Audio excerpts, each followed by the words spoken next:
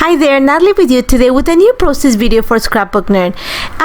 I hope you guys are all doing well. Joy and I chatted quite a bit a few days ago and decided that we wanted to give you some content to help you get inspired in these really trying times. So we decided to do a recipe challenge, and we're hoping to go live together, but we're still trying to iron out all the details. So we decided that she'll go live and I'm actually gonna create a video using the same recipe. And our recipe is stamps, 3 to 5 pattern papers, and ephemera. So I know that Joy already has something in mind. I'm going to show you what I have in mind, and it is going to involve some mixed media, because you guys know that's what I do. I love it and I find it therapeutic, especially in these times. So I'm starting with white cardstock, plain white cardstock, and I'm gonna use actually Pinkfresh Studio, my favorite story collection. I love it. It's a lot of pastels, lots of florals, but I'm gonna add the stamping on the background, and I'm using this stamp is a background stamp from Kaisercraft, and it has this beautiful hexagon kind of broken apart. So I'm gonna use archival ink, and I'm using watering can archival ink because I know I'm gonna add water on top of it, and I want to make sure that it doesn't bleed onto my background. So, and I also don't want it to be so dark that it's gonna stand out. I want it to be like a really subtle color on the background. So I'm just adding some of the ink, and I'm gonna kind of form a triangle at the bottom. You're gonna see that I'm gonna make sure that there's enough stamping that it kind of peeks from behind the picture. That's all it's gonna take. So I'm just stamping my background. Once I have it in place, I'm actually also gonna create a little bit of stamping on the top left corner of the layout, because I know that just to balance the page, I'm gonna have to bring something up there. It's just because the picture is so heavy. I know I'm gonna need I'm gonna say like a little cluster at the top, so that it balances and it doesn't look so bare. So all I'm doing right now is just stamping, and there's some areas where I don't want the whole image to show. So all I do is just add a piece of paper. In this case, I didn't have any paper at hand, so I just use as the backing of the stamp just to catch the extra ink, so I don't destroy the background. So like I said, once I have it in place, I'm gonna keep working, because archival ink dries pretty fast, and that's the beauty of working. In this case, I think it's an alcohol based ink, I think. So now that I have that, I'm gonna add actually more stamping, but this time I'm gonna do it using this is Black Suit Distress Archival ink, and I'm gonna use this stamp set is from the Gingham Gardens from My Mind's Eye. This is a brand new collection that's available at the shop, and I'm gonna stamp the word you and me. That's one of the sentiments in this stamp set, and you're gonna see that I'm gonna do a first generation, second, and third. And what I mean by that is the first impression, and then I'm gonna stamp it until the stamp comes clean. And that phrase you and me is actually gonna be the title of my layout. So you're gonna see that I'm gonna stamp it quite a bit. I'm trying to position the picture so that I know when I put it, some of the words are gonna show. And I know that the bottom, with all the layers that I'm gonna add, a lot of it's gonna be hidden. So I'm gonna add some of the same stamping to the top little cluster that I'm gonna create, and that's where my title is gonna be placed. Now, like I said, because I'm working with archival inks, I'm able to continue working without stopping to wait until the ink dries. So my next step is I'm gonna add a little bit of color to the background, not lots. I want something really subtle. So I'm gonna use Vicki Boutin our watercolor markers. I'm gonna try to stay within very pale colors. So you're gonna see that I'm gonna use very little of the watercolor. I'm gonna dilute it with quite a bit of water, but when I apply them, I'm gonna make sure that I spread them, so that way my cardstock is not gonna get destroyed or warped. So I'm gonna apply a little bit, and you're gonna see that I'm actually gonna bring a brayer and kind of push the watercolor around, and that's just gonna help spread it, and it's not gonna pull on the paper, so it's not gonna cause warping.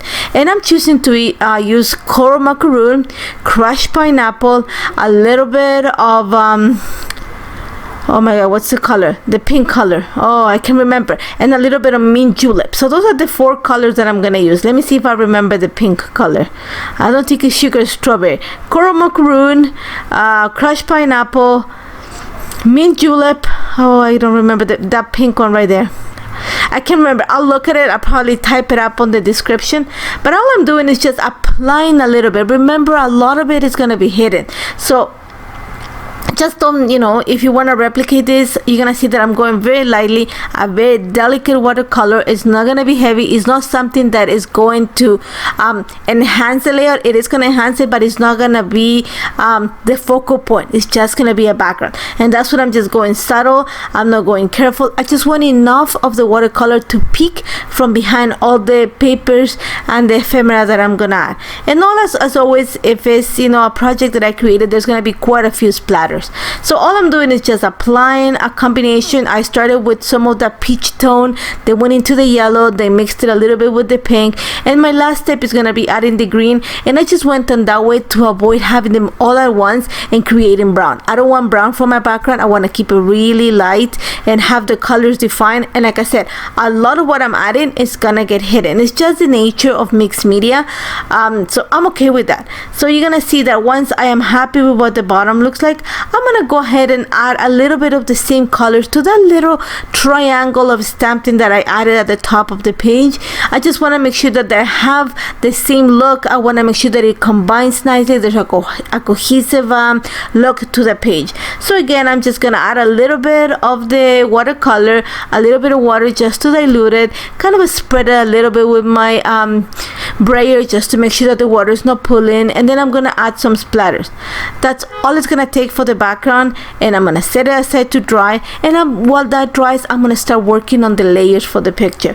And it didn't take that long. This layout took me, I had an hour and 60 minutes of footage. That's how long it took me to put this together, and that was with the time to dry the background, because I just worked like continuously. So all I'm doing right now is I'm just adding a little bit of gold, what is this, gold color shine, yes, from a Heidi Swap, just because I want to bring some shine to the background. So I'm gonna add it now. I don't want to add it after. I just want it to be a sparkle in the background. I don't want it to be a focal point. And now I'm just gonna set it aside to dry and start working on the layers for the picture. So I love this picture of my mom and my daughter, and they're really close, super close. So but it's a really big picture. I don't work with big pictures. I like working with smaller pictures. So to bring the attention just to the picture, I'm actually going to create a frame for it, and I'm going to use pattern paper.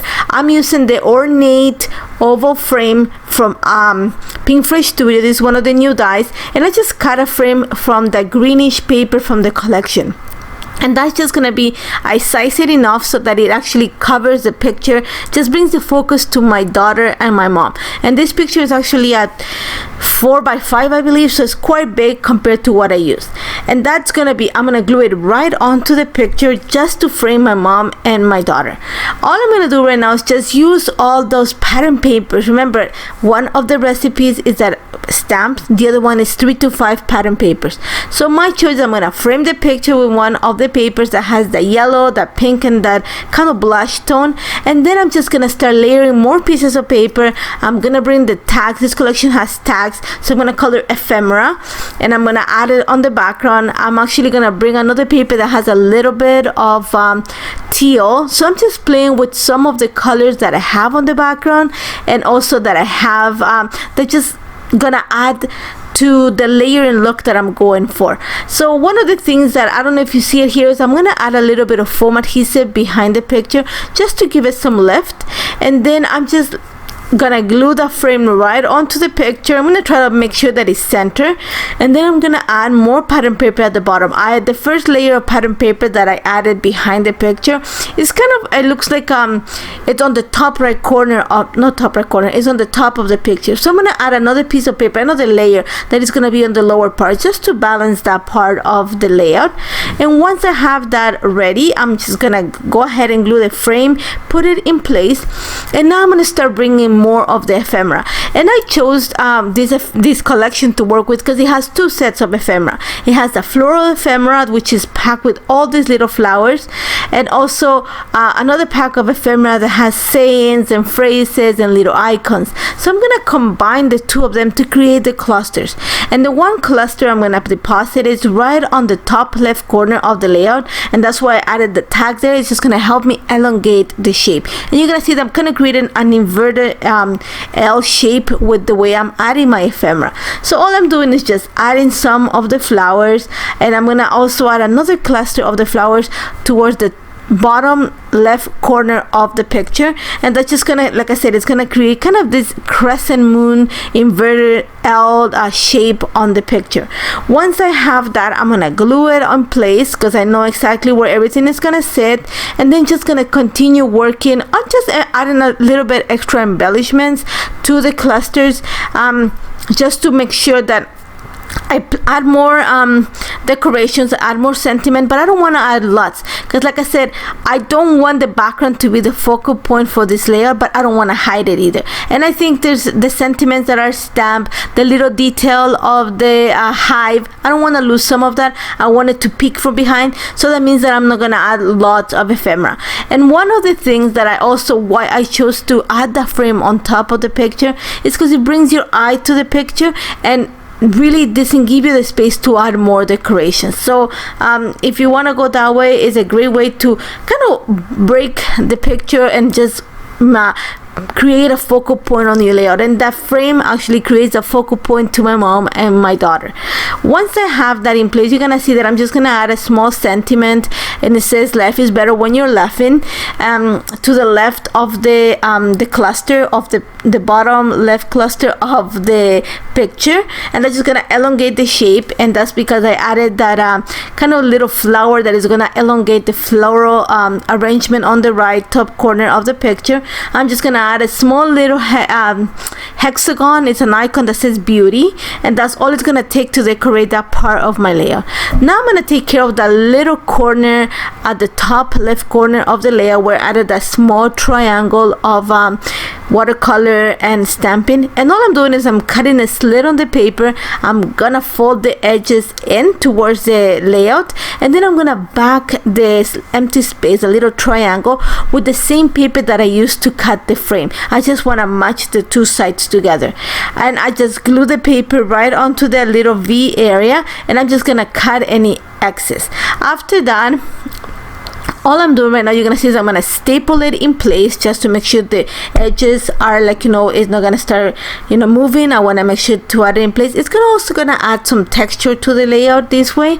After that, I'm gonna create a small cluster, and I want to make sure that I don't cover the you and me sentiment at the top, because that's gonna be my title.